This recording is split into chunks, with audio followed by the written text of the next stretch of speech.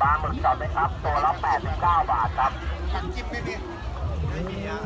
ปลาหมึกสดไหมครับตัวละ89 บาทครับปลาหมึกสดไหมครับตัวละ89 บาทครับเร็วปลาหมึกสดไหมครับตัวละ89 บาทครับ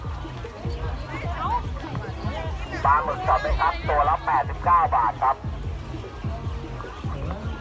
ปลาหมึกสดไหมครับตัวละ89 บาทครับปลาหมึกสดไหมครับตัวละ89 บาทครับ